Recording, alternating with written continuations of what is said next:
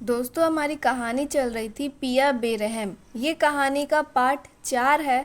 Part 3 में हम लोगों ने क्या क्या पढ़ा था उसका छोटा सा समरी हम लोग देख लेते हैं। जिस किसी ने भी चैनल को सब्सक्राइब नहीं किया है, प्लीज़ चैनल को भी आप लोग सब्सक्राइब कर लीजिएगा। वंदना ने अपनी मासूमियत, ममता और संस्कारों से पूरे डालमिया परिवार का दिल जीत लिया, लेकिन सुमित अब भी अपनी पहली पत्नी सरिका की यादों में कैद होकर उसे स्वीकार नहीं कर पाया। दूसरी ओर सरिका की भटकती आत्मा वंदना से सुमित और संजू को अपना लेने की विनती करती है। तभी खानदानी मंत्र सिद्ध हार रहस्यमयी ढंग से गायब हो जाता है। वंदना पर चोरी का आरोप लगता है, मगर ओम प्रकाश जी को एक बड़ा सुराग मिल चुका है। अब सबकी नज़र अगले दिन होने वाले चोर के खुलासे पर टिकी है। अब कहानी में आगे सब लोग ध्यान से सुन लीजिए। कल सबको नाश्ते के समय डाइनिंग टेबल पर ही होना जरूरी है। नाश्ते के तुरंत बाद मैं हार की चोरी का खुलासा करने वाला हूँ। क्या चोर का खुलासा? ओम प्रकाश जी की घोषणा सुनकर सबके सब हैरत में पड़ गए। पापा, क्या आपको पता चल गया है कि चोर कौन है? सुमित ने पूछने की कोशिश की, पर ओम प्रकाश जी ने हाथ के इशारे से उसे रोक दिया। यह बात हम कल करेंगे, आज के लिए बस इतना ही काफ़ी है। आज कोई बात नहीं होगी। अपने सारे सवाल और शक लेकर सब कल नाश्ते की टेबल पर आ जाना। आपको पता चल जाएगा कि चोर कौन है। ये कहकर ओम प्रकाश जी ने बारी बारी से सबके ऊपर अपनी दृष्टि जमा दी। सुमित के चेहरे पर बहुत सारे सवाल थे। हालांकि वो हार के लिए कम और चोर का नाम जानने के लिए ज़्यादा चिंतित नजर आ रहा था। लेकिन पापा, सुमित ने फिर से कुछ कहने की कोशिश की, पर ओम प्रकाश जी ने उसे हाथ के इशारे से रोक दिया। वंदना भी कुछ परेशान नजर आ रही थी। पता नहीं उसके मन में कैसी परेशानी थी। अजीत सपाट चेहरा लिए ऐसे ही बैठा था। लग रहा था उसे खाने से अरुचि सी हो गई है। वही अजीत जो कल तक भुक्कड़ों की तरह हर खाने पर झपट पड़ता था, आज भरी प्लेट रख कर बैठा है।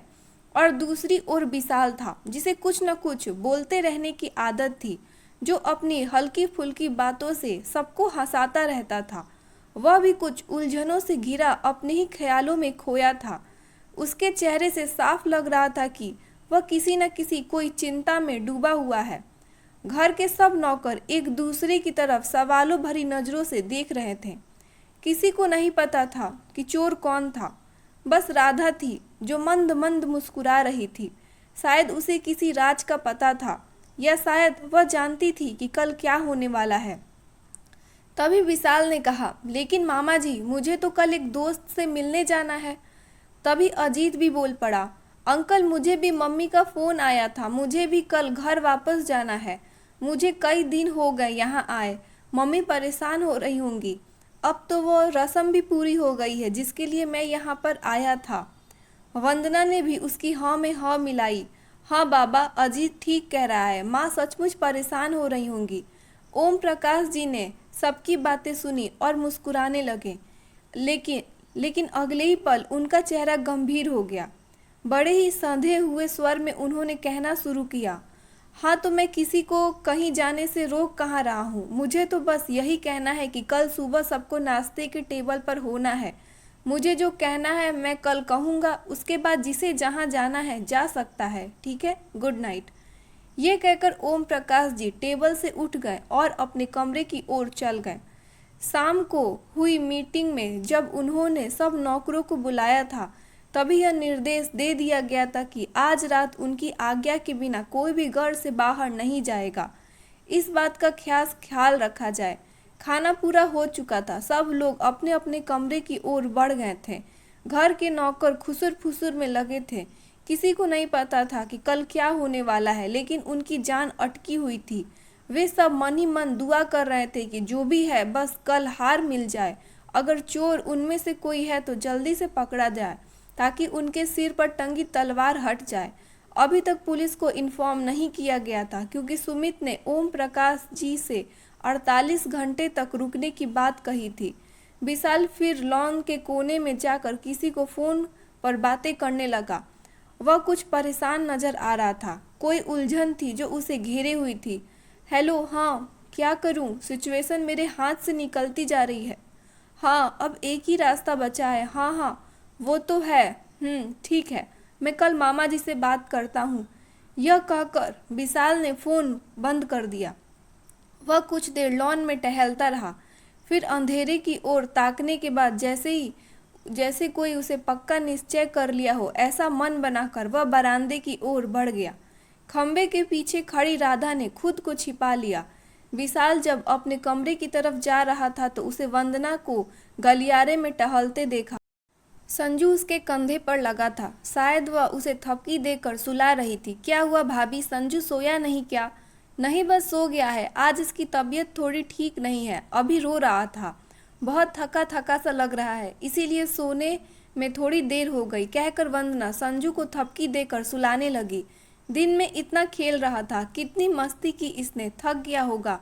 आप भी थक गई होंगी, लाइए मैं इसे ले लेता हूँ। तभी उन दोनों की बातें करते देखकर अपने कमरे से निकलकर सुमित वहां पर आ गया।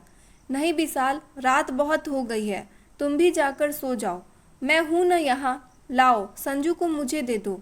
क्या तबीयत ठीक नहीं है संजू की? और ये आया कहाँ चली गई? जी, चंपा को मैंने जाने के लिए कह दिया, क्योंकि संजू एक मिनट भी उसकी गोद में नहीं रह रहा था। अभी तो सो गया है, मैंने चेक कर लिया है, फीवर तो नहीं है। वैसे भी कल संजू को डॉक्टर के पास वैक्सीनेशन के लिए लेकर जाना है, तो एक बार अच्छे से चेकअप करा लूंगी, वंदना ने उत्तर दिया। गुड नाइट भाभी, गुड नाइट भैया, बोलकर विशाल वहां से चला गया। उसके मन में था कि वह कुछ देर वंदना के साथ बिताए, लेकिन सुमित के आ जाने से उसे जाना पड़ा।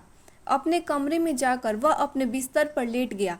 आंखें बंद करके उसकी नज़रों के आंखें बंद की तो उसके नज़रों के सामने वंदना का मुस्कुराता हुआ मासूम सा चेहरा आ गया।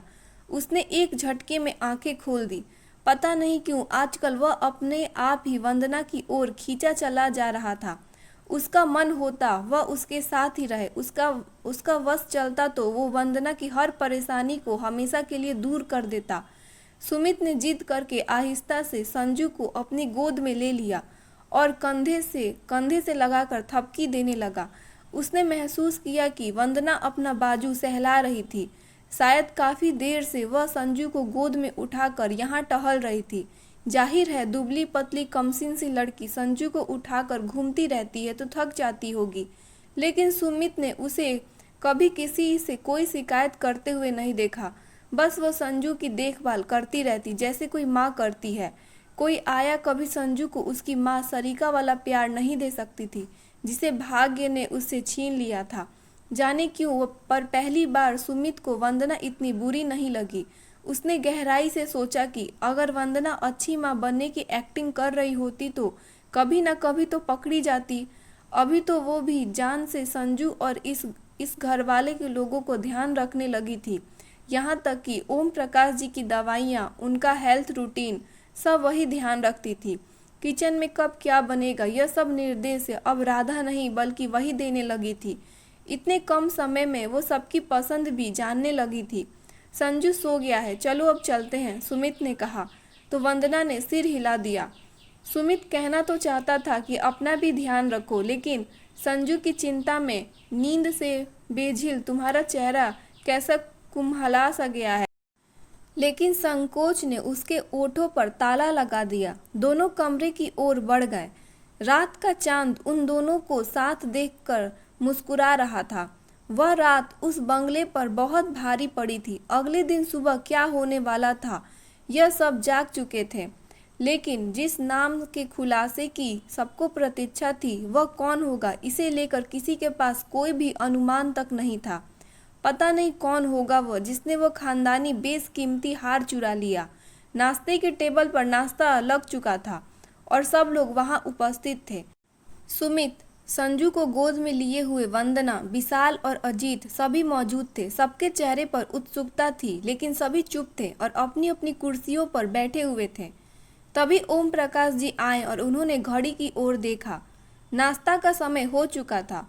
उन्होंने सबको नाश्ता करने का आदेश दिया। ये शायद पहला दिन था जब डाइनिंग हॉल में पिन ड्रॉप साइलेंट था।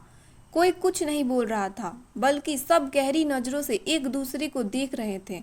नाश्ता खत्म होने के बाद बंगले के सभी नौकर भी एक एक करके लाइन में साइड में आकर खड़े हो गए। उनके साथ राधा, चंपा और रामू भी खड़े थे। ओम प्रकाश जी ने सबकी ओर देखते हुए पूरे हॉल में नजरें घुमाई और नौकरों की ओर मुंह करके एक लंबी सांस लेकर कहना शुरू किया, आप सबको इस बंगले में रहते हुए इतने वर्ष हो गए, लेकिन इतने वर्षों में ऐसा पहले कभी नहीं हुआ कि बंगले में इतनी कीमती चीज की चोरी हो जाए और किसी को कानों कान खबर तक ना हो। जिस दिन हार की चोरी हुई मुझे गहरा सदमा लगा था, क्योंकि यह चोरी मेरे उस भरोसे की थी। मैंने बंगले में कोई तिनका भी इधर से उधर नहीं हो सकता, लेकिन उसी बंगले में एक बेशकीमती हार चोरी हो गया।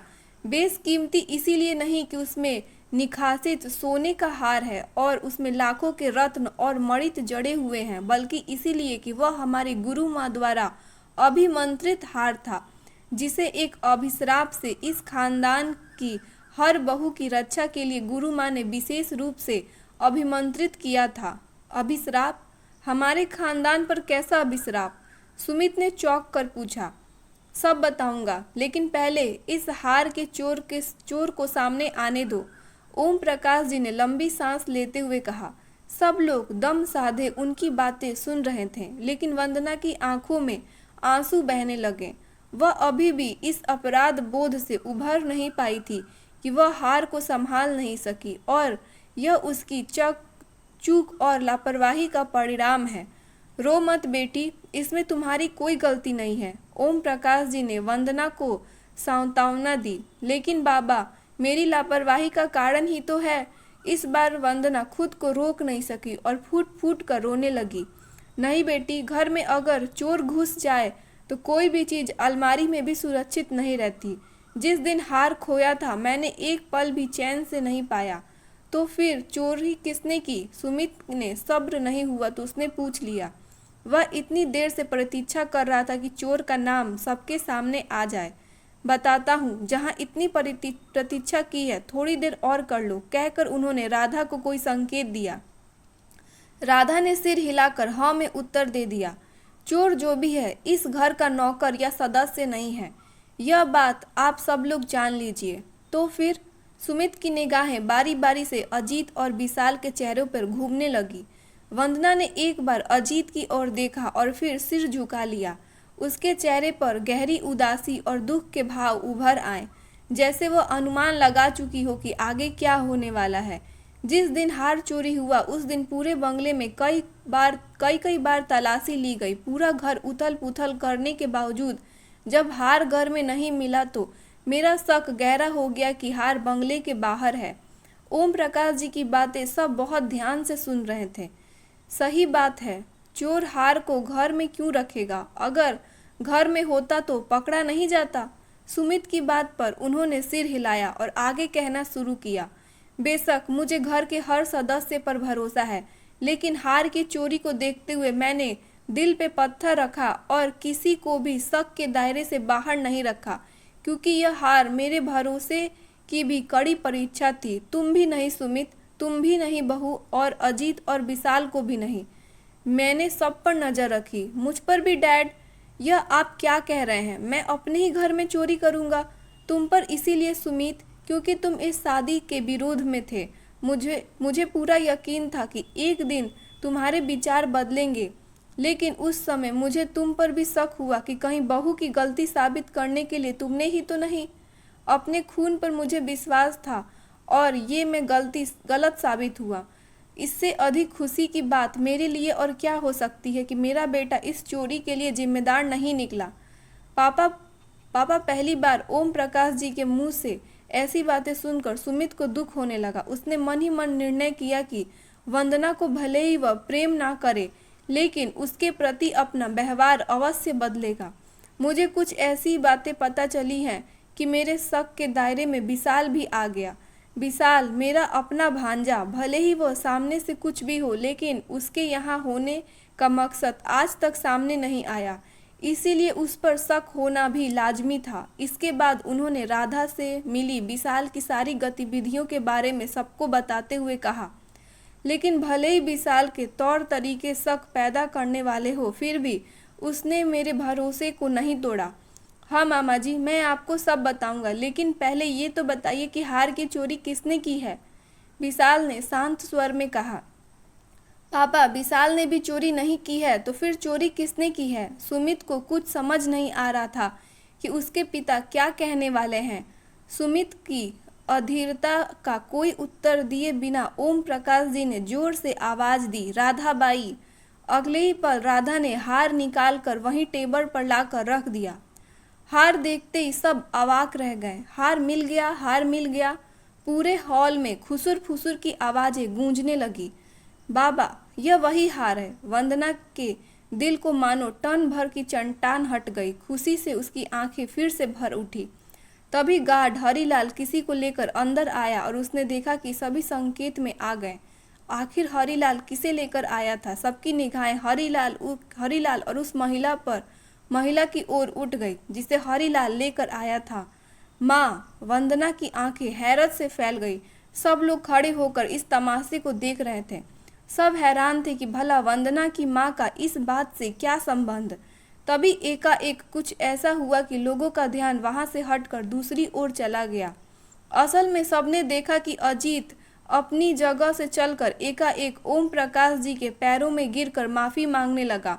मुझे माफ कर दीजिए अंकल, मुझसे बहुत बड़ी भूल हो गई। वह गिड़गिड़ाकर माफी मांग रहा था और वहां मौजूद बाकी सब लोग भी उसी को देखकर परेशान हो रहे थे कि आखिर बात क्या है। उसे माफी मांगते देखकर लोग इतना तो समझ गए थे कि इस तमाम घटनाक्रम का हार से चोरी से कोई न कोई संबंध तो जरूर है, लेकिन क्या, यह सबको जानना अभी बाकी था। तुम सब जानना चाहते हो ना कि हार किसने चुराया? तो सुनो, मैं बताता हूँ। उस रात जब हम सब आश्रम से लौटे, बहू संजू को सुलाकर अपने कमरे में हार बिस्तर पे छोड़कर वॉशरूम में चली गई। वह लौटती तो हार गायब था। पूरे घर में तलाशी ली गई पर हार कहीं नहीं मिला, क्योंकि मिलता भी तो तब जब हार घर में होता। पापा, जब जब कोई बाहर नहीं गया तो हार बंगले से बाहर कैसे गया? सुमित ने पूछा। मुस्कुराते हुए ओम प्रकाश जी ने उत्तर दिया, सुमित बेटा, मेरी सिर्फ 2 आंखें नहीं हैं, मेरी तो कई कई आंखें हैं जो इस बंगले के चप्पे चप्पे पर खबर रखती है। भला मुझसे कोई भी हरकत कैसे छिपाई जा सकती है? बाकी की बात राधा बताएगी। बताओ राधा भाई, तुमने क्या देखा? ओम प्रकाश जी की बातें सुनकर राधा ने सबको बताया। उस रात मैंने अजीत भैया को देखा जो चारों ओर देखते हुए बचते बचाते पीछे के गलियारे की ओर जा रहे थे। मुझे उनका व्यवहार कुछ अजीब सा लगा तो मैं उनके पीछे चल दी। मैंने देखा कि अजीत भैया पीछे के दरवाजे पर गए, तब तक दरवाजा बस कुंडी लगाकर बंद था और रात को लगने वाला ताला नहीं लगा था। अजीत भैया ने दरवाजा खोला और किसी को छिपाकर कोई चीज़ दी। जिस व्यक्ति को उन्होंने वह चीज़ दी उसका चेहरा मैं नहीं देख सकी, पर चादर ओढ़े हुए वह कोई महिला थी, इतना जरूर मैंने देखा। राधाबाई ने जब मुझे ये सब बताया तो मुझे अजीत पर शक हो गया, लेकिन हार तो बाहर जा चुका था और हमें पुष्टि करना जरूरी था कि अजीत ने वो हार किसी को दिया है। मेरे कहने पर राधा अजीत पर नज़र रखने लगी और हमारा ड्राइवर रमेश उनके साथ सबूत जुटाने में लग गया। ओम प्रकाश जी ने आगे बताया, ओ माय गॉड, हमारे घर में इतनी बड़ी साजिश रचकर चोरी हुई और हमें भनक तक नहीं लगी। सुमित ने आश्चर्य से कहा। सुमित यह सब सुनकर बाकी लोगों की तरह हक्का बक्का रह गया था। उसकी नज़रें अब वंदना के चेहरे पर लगी थी।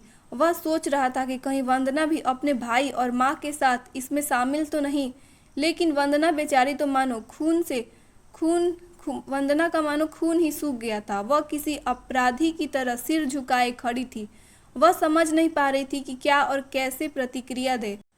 विशाल, जो हैरानी से मुंह खोलकर सारी बातें सुन रहा था, उससे रहा नहीं गया। उसने भी सवाल किया, फिर क्या हुआ मामा जी? अगले ही दिन राधा ने अजीत को अपनी माँ के फ़ोन पर हार की बात करते हुए सुना तो हमारा शक यकीन में बदल गया कि उस दिन बहू के बिस्तर से वो हार अजीत ने ही उठाया था और जिसे हार चुरा कर दिया वो महिला और कोई नहीं, बहू की माँ थी। राधा ने छिपकर बहू पर भी नज़र रखी, लेकिन माँ ने लेकिन माँ से उसकी कोई बात नहीं हुई। अपने भाई से भी उसकी बहुत कम बातें होती थी। वह बेचारी तो पूरा दिन संजू के साथ ही लगी रहती थी। यह मुझे राधा ने ही बताया। वंदना के मारे शर्म से चेहरा उठ ही नहीं रहा था। वह आंखें बंद कर ईश्वर से प्रार्थना कर रही थी कि अभी धरती फट जाए और वह उसमें समा जाए। इतनी शर्मिंदगी और अपराध बोझ लेकर वंदना इस घर में कैसे जिंदा रहेगी। फिर मेरे कहने पर रमेश ने 2 आदमियों के साथ लेकर इनके घर की तलाशी ली और हार बरामद करके इन्हें मेरे सामने खड़ा कर दिया। देख लो गौर से, यही लोग हैं हमारे इस हार के चोर। इन्हें लगा था कि अजीत हार चुरा कर बाहर भेज देगा तो हम ढूंढ ही नहीं पाएंगे और हमें हार का कोई सुराग नहीं मिलेगा। लेकिन ये भूल गए थे कि मेरे घर के लोग ही मेरी आंख, नाक और कान हैं, इसीलिए मुझसे कोई भी बात छिप नहीं सकती। ओम प्रकाश जी ने ये सब कहकर चुप हो गए। पापा, अभी कमिश्नर अंकल को फ़ोन कीजिए, इन लोगों को पुलिस के हवाले कर दीजिए। सुमित ने गुस्से में भरकर अजीत को घूरते हुए कहा। नहीं बेटा, इसीलिए हमेशा कहता हूँ कि जोश में होश नहीं खोना चाहिए। पुलिस के हवाले करने में कितनी देर लगती है भला, लेकिन उससे पूरे शहर में हमारी बदनामी और पर्चे छप जाते हैं। सोचो बेटा, अगर यह हार पुलिस ने बरामद किया तो यह खबर मीडिया से छिपा कर रखना संभव नहीं था। हमारी कितनी बदनामी होती। ओम प्रकाश जी की बात ने सुमित को सोचने पर मजबूर कर दिया। बात तो बिल्कुल सही थी। फ़ोन करते ही पुलिस दंदनाती हुई बंगले में आ धमकती। यहाँ तलाशी होती, इतने बड़े सेठ के घर चोरी हुई, पुलिस आई, यह खबर फैला मीडिया में कैसे छिपती। हाँ पापा, इस एंगल से तो मैंने कभी सोचा ही नहीं। सुमित सोच में पड़ गया। हाँ मामा जी, मीडिया में तो शोर मच जाता। विशाल ने भी सुमित की हाँ में हाँ मिलाई।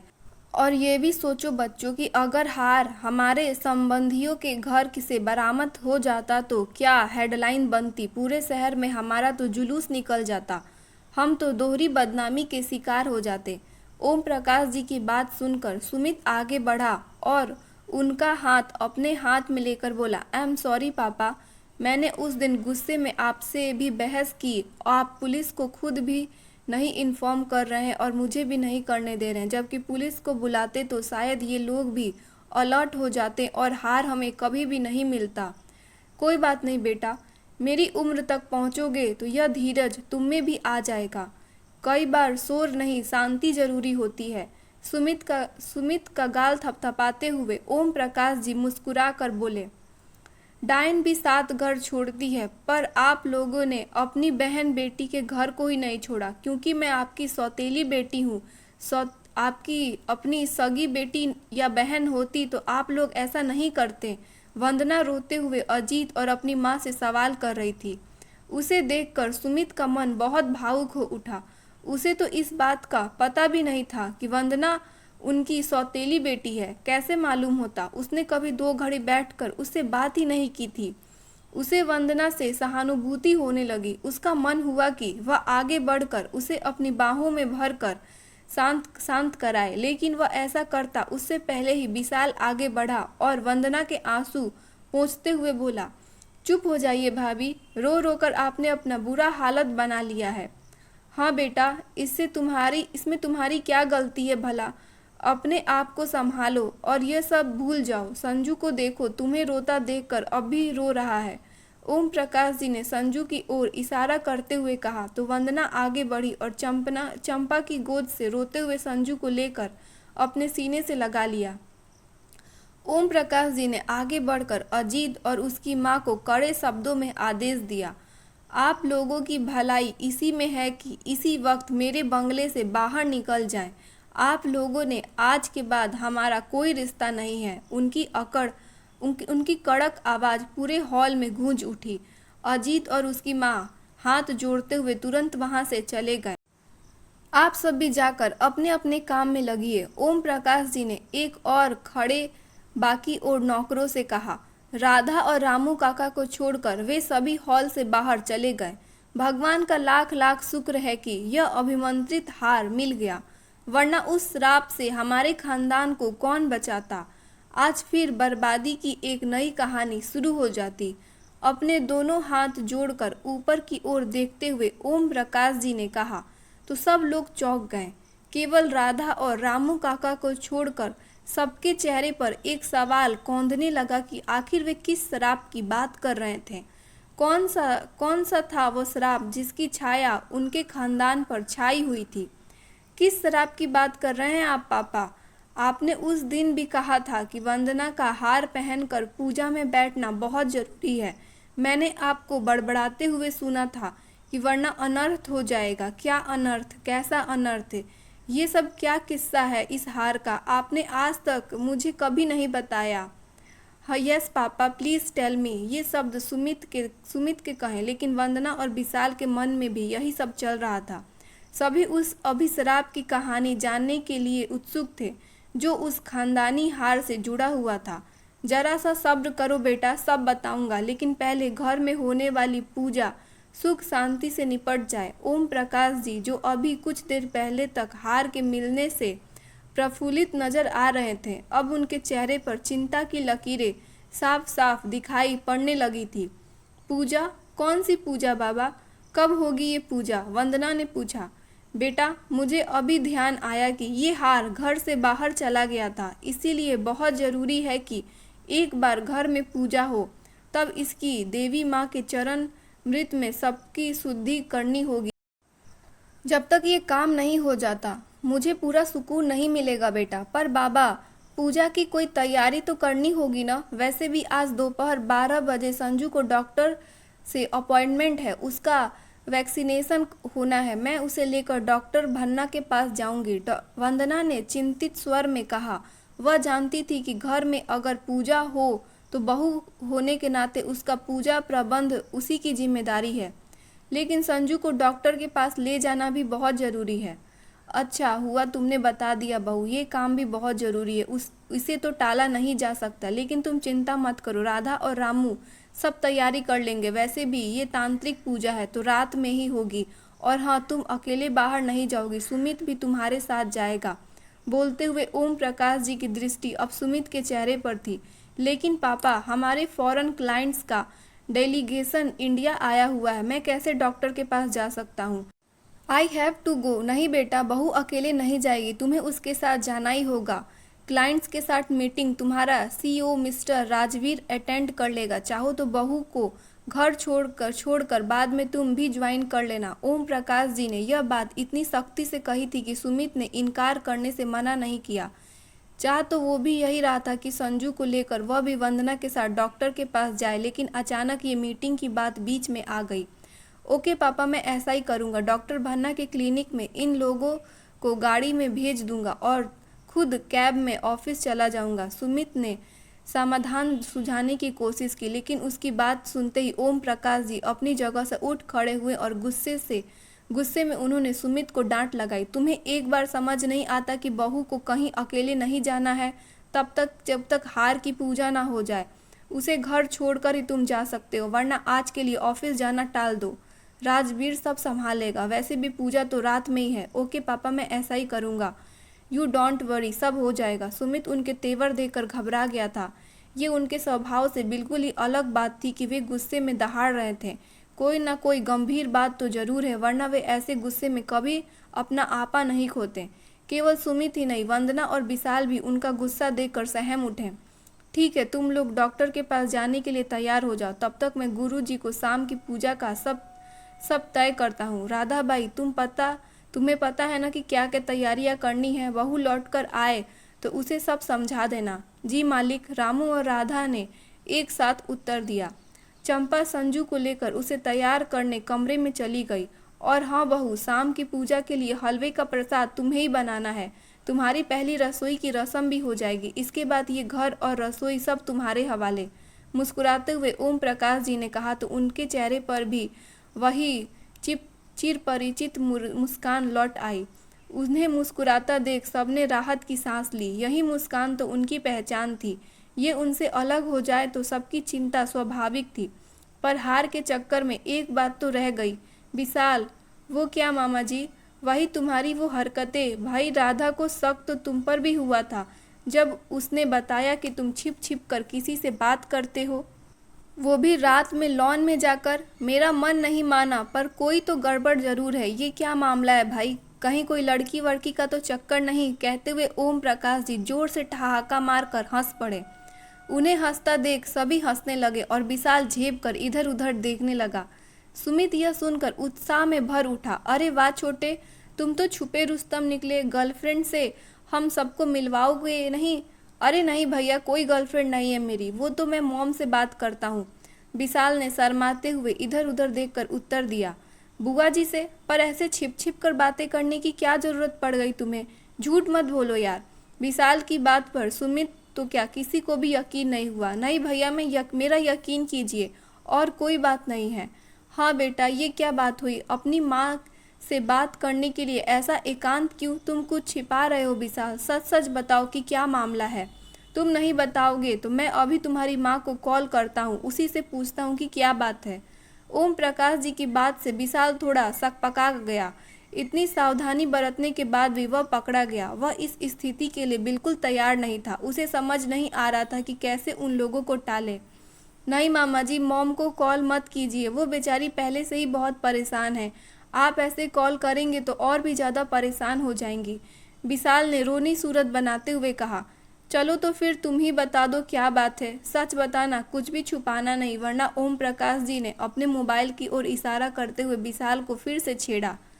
उनकी इस चुगल पर सब हंसने लगे, पर विशाल के चेहरे पर अब भी तनाव और परेशानी के भाव थे।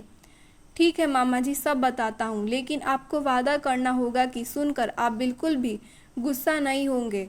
अरे बताओ तो, क्यों इतनी भूमिका बांध रहे हो बेटा? मुझे तो अब उलझन हो रही है। मैं तुम्हारा मामा हूँ, तुम्हें गोद में खिलाया है। कोई गंभीर बात जरूर है, वरना तुम जैसे मस्ती मौला लड़के को इतना सीरियस मैंने कभी भी नहीं देखा है। ओम प्रकाश जी उठे और उन्होंने विशाल के कंधे पर अपना हाथ रखकर उसे तसल्ली दी। पर ये क्या? विशाल के मन में तो जैसे दुख का कोई दीवार बनी हुई थी। वह उन्हें स्नेह और तसल्ली का स्पर्श मिलते ही भरभरा कर ढह गया और यह सब देखकर चकित रह गए कि विशाल ओम प्रकाश का हाथ पकड़कर फूट फूट कर वहीं पर रोने लगा। अरे क्या हुआ विशाल मेरे भाई? अरे हम सब हैं ना तुम्हारे साथ। सुमित ने उठकर विशाल को सांत्वना देने लगा। वंदना तुरंत उठी और उसने विशाल को पानी का गिलास दिया। उसने ही आंखों ही आंखों में उसे तसल्ली देने की कोशिश की। पानी पीकर विशाल एक क्षण के लिए थोड़ा सा शांत हुआ और उसके बाद उसने अपनी कहानी शुरू कर दी। तो पहली ही पंक्ति सुनकर सबके होश उड़ गए। ऐसा भला क्या कहा था विशाल ने कि ओम प्रकाश जी सुनकर चौंक चौंक गए और वे एक पल के लिए यह सदमा बर्दाश्त न कर सके और धम से अपनी कुर्सी पर जाकर बैठ गए। दोस्तों, कहानी का नेक्स्ट पार्ट कल आएगा। आपको कहानी कैसी लगी मुझे कमेंट बॉक्स में ज़रूर बताइएगा। हाइप का बटन ज़रूर दबाइएगा और लाइक ज़रूर कीजिएगा। ठीक है, मिलते हैं कल।